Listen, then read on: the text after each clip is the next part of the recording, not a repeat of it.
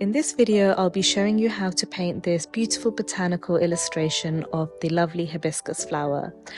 The materials you'll need are some watercolor paper, of course some watercolors, a watercolor brush, and a pen or a pencil depending on how you want to do this.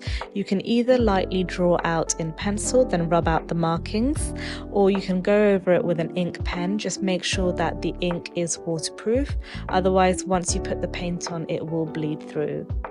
So I'm swatching out some colours that I want to use. I've gone with some pink purpley tones and I've already drawn out my flower. I went over it with my Sailor Fude fountain pen and then I used platinum carbon ink inside that pen, which is waterproof.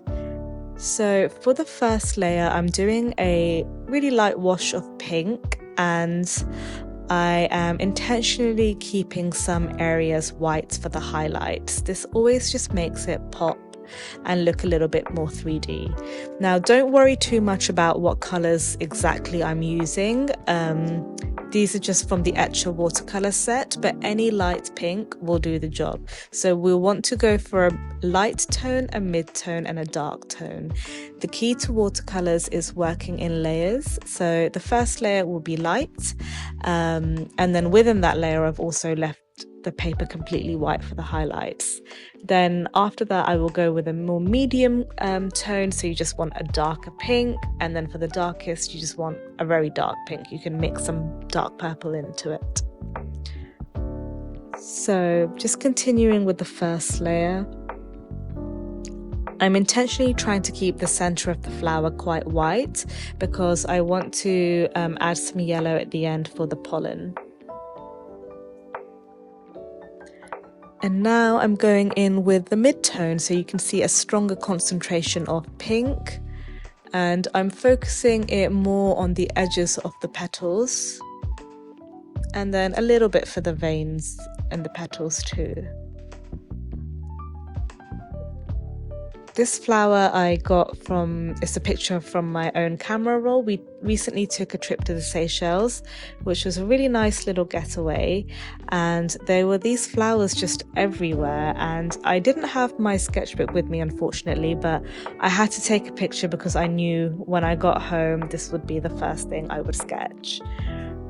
I'm not really into botanical illustration, I haven't done much of it, but this really, just the beauty of the flower really inspired me. I also checked because I call this flower hibiscus, but I have heard people call it hibiscus, and I didn't want to do this entire video on this flower and pronounce it wrong. But I think the American way to pronounce it is hibiscus. So hibiscus is also fine. And just on the folds of the petals, I'm going in with the darker mid-tone as well. And you can see just adding this second layer really adds more depth and dimension to it.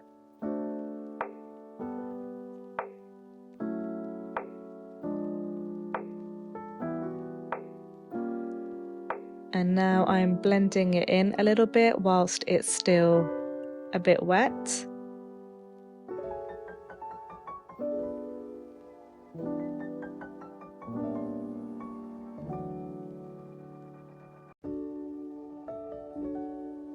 It's so easy to accidentally overwork a painting. I find that a way to stop yourself from doing this is just walk away a little bit. Walk away, make yourself a cup of tea or coffee, just do a lap around your house, come back and then you see it with a pair of fresh eyes. Then you'll know what needs work, if you've done enough.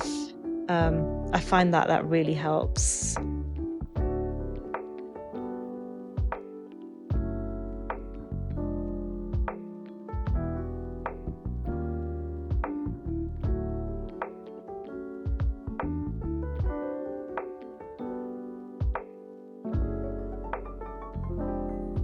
And that is the mid-tone done.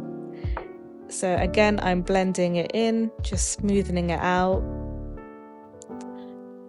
And you would look at this and think that, you know, we could stop here after 2 layers. But believe me, that last layer, that last really dark layer really makes all the difference. It makes it pop. So I'll show you. I'm going to go in with like a dark purple colour. I'll focus it towards some edges to separate the petals.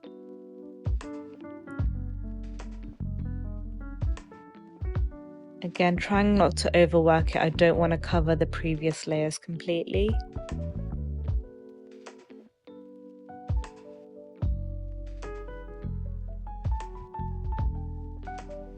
Just a little bit for the veins as well.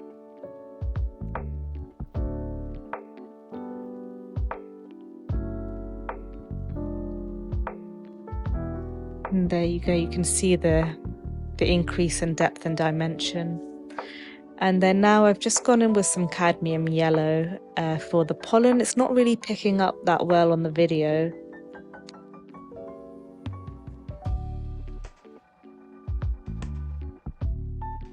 And then there's these other bobbly bits, I'm not quite sure what they're called, but then they had a bit of a darker colour to it, so I'm just adding that in.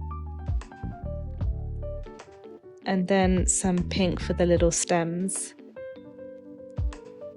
And there you have it, that's the finished beautiful hibiscus flower. I love drawing this. I'll try to draw more from different angles later on. So thank you so much for watching. I hope this was useful. Do let me know if you'd like to see anything else or anything similar, and enjoy the rest of your day.